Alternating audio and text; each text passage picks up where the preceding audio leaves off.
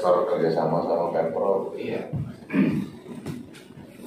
Izin Pak Gun menyambung tadi. Sebenarnya begini, banyak sebenarnya mungkin masyarakat, jangankan masyarakat yang anggota dewan juga tidak paham asal usul tanah itu seperti apa gitu. Sebenarnya tanah itu dulu 750.000 meter. Itu HGU-nya Pak Winoto, HGU Pak. Kemudian pada masa Gubernur Pak Wasito mempengaruhi Pak Winoto ini bagaimana kalau ini kita jadikan objek wisata dan tanah diserahkan kepada Pemprov. Ingat dulu Pak, tanah diserahkan kepada Pemprov dan tanah itu menjadi bagian dari milik Pemprov dan terbitkan terbitlah HPL. Jadi dulunya itu Winoto yang punya Pak HGU-nya 750.000 meter, 70 meter. Nah, lalu bagaimana dengan masyarakat? Dulu itu kebun kelapa. Ini harus kita pahami dulu Pak, tanahnya, status tanahnya. Jadi Pak Winoto yang punya HGU, kebun kelapa di situ. Cuman pada masa Pogok, bagaimana memberdayakan ini dengan rencana untuk meningkatkan pariwisata di GTI, Gili Trawangan. Nah kemudian Pak Winoto ini sepakat lah ini Pak, oke kita akan kembangkan pariwisata dan tanah inilah menjadi asetnya Pemprov, menjadi investasinya di sana Pak. Itu sejarahnya. Terjadilah perjanjian tadi. Nah kemudian, lalu kenapa sih diadendum gitu Pak? Kan dia kena tanya sebenarnya.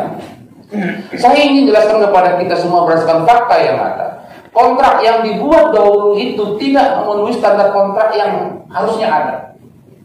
Karena dimanapun namanya investasi Pak, kalau lahan milik Pemprov, Pemprov harus menjamin kenyamanan orang berusaha di tanah itu. Di kontrak itu nggak ada. Jadi kalau kita bilang misalnya, oh PT GTI tidak pernah melakukan action apapun, nggak benar.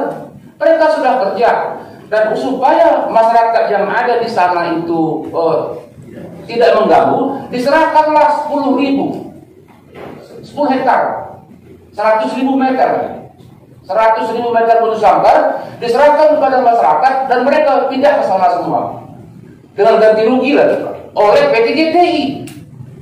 Jadi sudah kosong itu 65 hektar itu sudah kosong Pak. Diserahkanlah itu kepada PT GTI untuk investasi. Mereka sudah mulai kerja. Ketika mulai kerja ada lagi pihak ketiga yang mengganggu. Apa buktinya mengganggu Pak? Mereka hancurkan pagar-pagar itu semua dan ada 3 laporan polisi. Tapi pada saat itu dalam tanda petik tidak lanjuti oleh polisi Pak. Nah sekarang kan saya katakan tadi, karena kontraknya memang jelas. Sementara kontrak itu kesepakatan kedua pihak merupakan undang-undang bagi mereka yang membuatnya. Siapa yang sebenarnya bertanggung jawab terhadap tanah itu, keamanan mereka untuk bekerja? Karena itu sudah menjadi HPL-nya Pemda, maka Pemda lah yang harus menjamin investor bekerja dengan baik di situ. Itu tidak ada. Makanya kita melihat pada seluruh aspek ini dua-dua salah. Pemprov juga salah, GTI juga salah. Kenapa? Tidak ada laporan secara tertulis juga kepada Pemprov terkait dengan gangguan pihak ketiga. Tapi Pemprov juga tidak pernah memberikan jaminan keamanan bagi investor di sana supaya tidak ganggu masyarakat. Walaupun sudah diserahkan 10 hektar kepada rakyatnya Pemprov. Ini beberapa kajian yang sangat luas tadi Pak, makanya kita mengambil kesimpulan. Di samping beberapa aspek yang disampaikan Pak Seda tadi, lebih baik kita lakukan adendum. Nah, itu kenapa kita adendum setelah beberapa pertimbangan. Jelasnya nanti boleh tanya sama JPN Pak, kajian itu saya lupa. Nah kemudian terkait dengan saya tanda petik Pak, jangan dipakai terminologi masyarakat. Karena masyarakat ini nanti kesannya termarginal. Orang kecil yang diganggu oleh pemerintah, nggak mungkin pemerintah mengganggu orang kecil, rakyatnya. Pasti dilindungi rakyatnya. Tetapi kalau pengusaha mereka harus taat pada aturan. Maka saya katakan yang dibeli Trawangan itu bukan rakyat, tetapi pengusaha yang berusaha di sana. Jadi pengusaha itu yang tanpa izin, malah ada beberapa orang yang membangun kemudian dijual kepada pengusaha lain. Ini kan tidak benar. Tetapi dalam ketidakbenaran ini pun kita kan tidak arogan Pak. Kita punya skema. Saya sudah sampaikan tadi ada beberapa opsi yang akan kita pilih. Tapi saya sampaikan kepada Pak Seda tadi, ada opsi pertama. kita legalkan hubungan hukum antara pengusaha yang ada di sana dengan Pemprov. Dengan cara seperti apa? Kita buat perjanjian antara Pemprov dengan pengusaha yang ada, bahwa dalam tenggang waktu tertentu mereka harus keluar secara sukarela dari sana. Harus keluar tanpa syarat. Ini yang harus kita lakukan. Kalau tidak mau, baru kita tegakkan aturan yang berlaku. Negara nggak boleh kalah Pak sama pengusaha. Ya sama pengusaha Pak ya. Jangan bawa terminologi rakyat. Saya bawa rakyat ini karena rakyat kecil selalu marginal. Dengan pengusaha harus ada aturan. Gitu. Mereka tidak punya izin, malah yang lebih lucunya, mereka serah ke bangunan dijual. Dan pembeli ini, pengusaha ini, tak tahu dan ada perjanjiannya bahwa tanah itu bukan tanah yang menjual.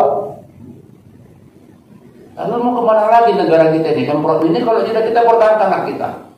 Namun demikian Pak, dari kajian kita, tetap kita tidak mau mengusir mereka secara suka-suka, semena-mena Pak, tidak. Bagaimanapun mereka adalah mendukung perekonomian di NTB ini.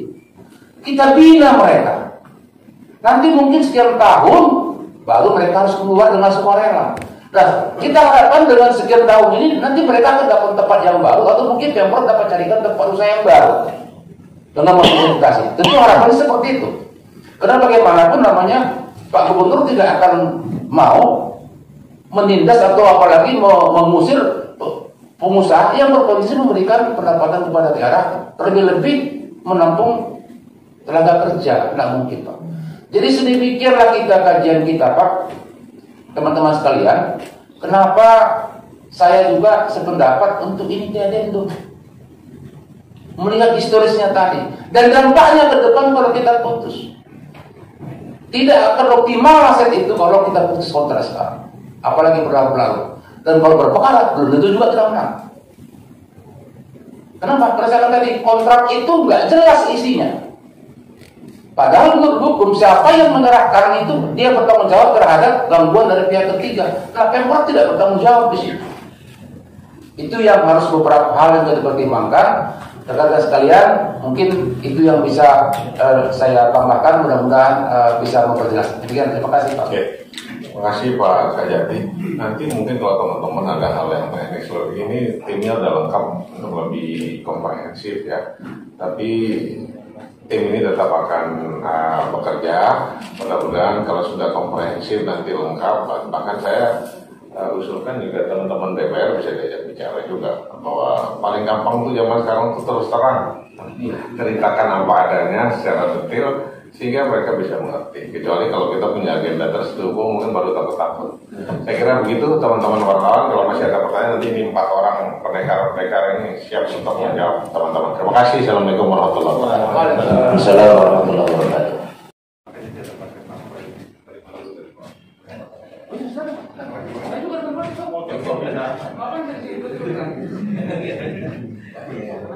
Tadi saya pertegas lagi, satu, Pemda tidak boleh dirugikan.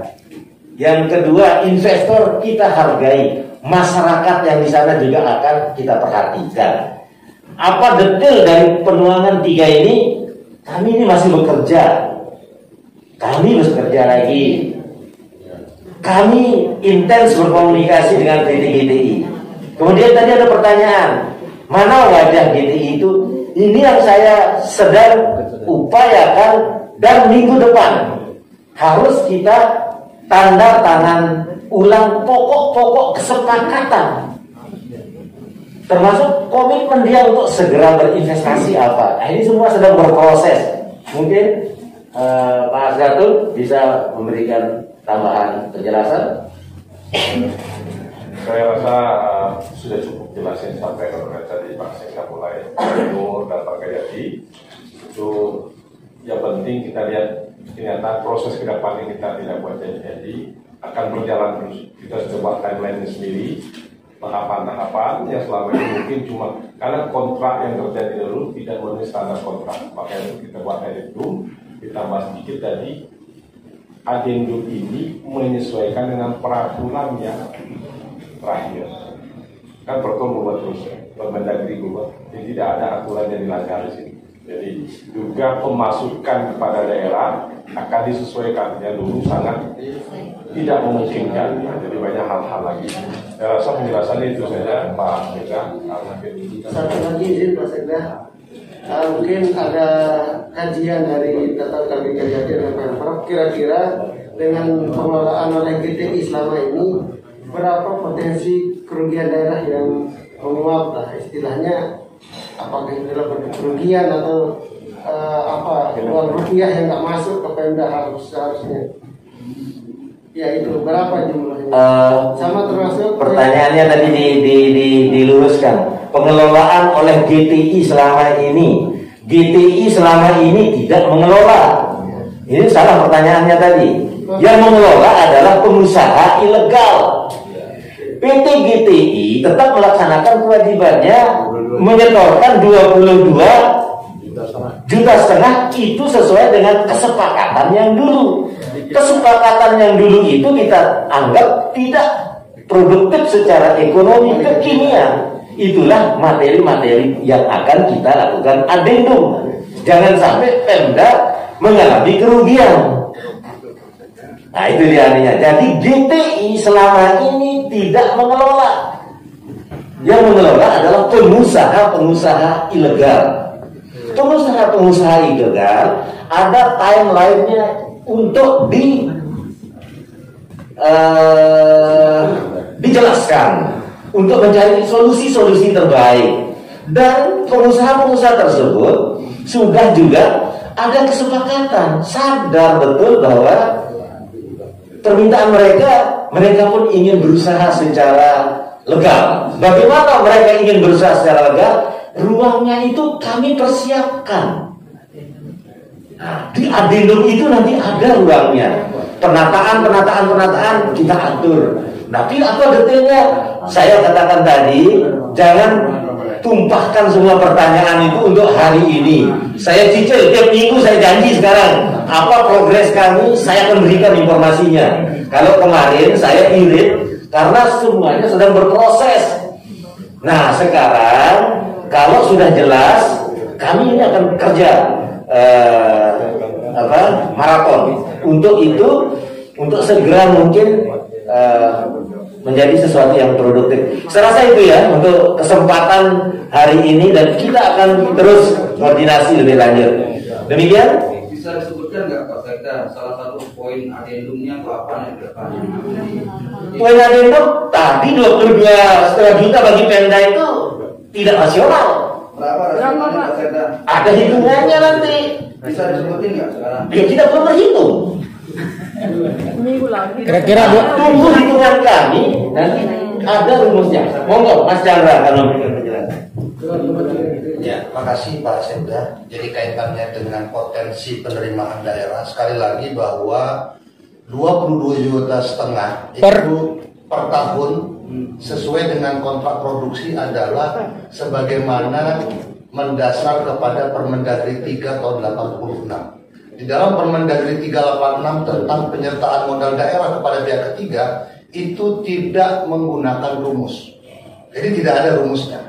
Sehingga apa yang disepakati pada tahun 95 sebesar 22,5 juta yang di dalam kontrak seharusnya setiap 5 tahun dievaluasi tidak dapat dilaksanakan. Maka kemudian pertanyaannya adalah bagaimana ke depan. Di dalam Permendagri 19 tahun 2016 salah satu bentuk kerjasama pemanfaatan terhadap aset daerah itu namanya kerjasama pemanfaatan. Ada dua potensi penerimaan daerah di sana. Yang pertama adalah kontribusi tetap tahunan yang memperhitungkan nilai aset daerah dan berapa tahun yang akan digunakan, yang akan dilakukan penghitungan oleh pihak independen yang berkompeten.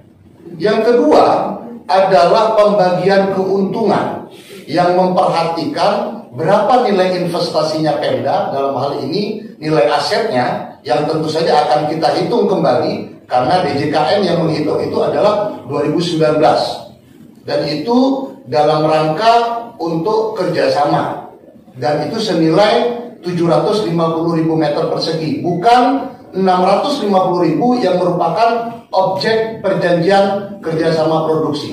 Yang kedua adalah besaran nilai investasinya mitra. Berapa nilai investasi mitra? Itu yang akan dibahas oleh tim Pemda kaitannya dengan perubahan master plan dan nilai investasi ke depan.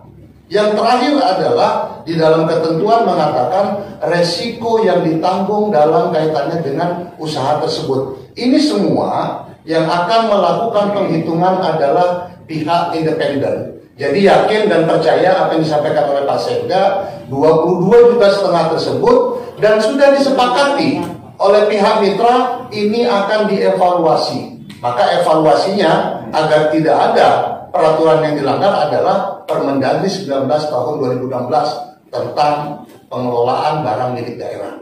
Itu sudah cukup jelas diatur. Nanti hitung-hitungannya seperti tadi kata Pak Sekda, dalam perjalanannya akan kita berikan informasi-informasi sampai dia merupakan lampiran dalam adendum perjanjian ke depan.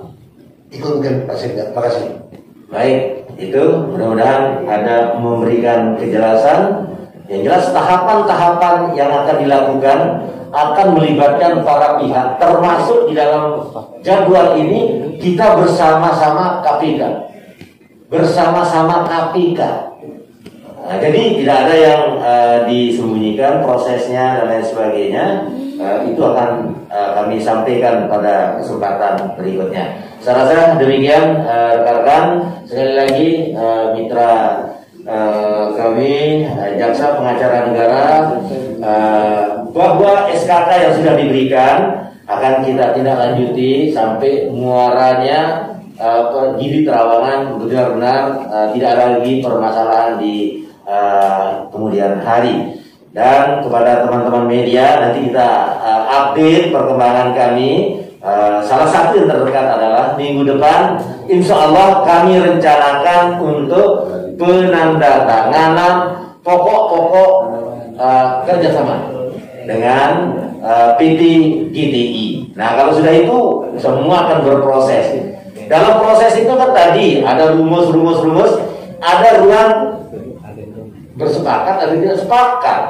Kalau sudah rumus ketentuan terbaru mengatakan begini dan dia tidak sepakat, itu pertimbangan kita untuk lanjut atau tidak.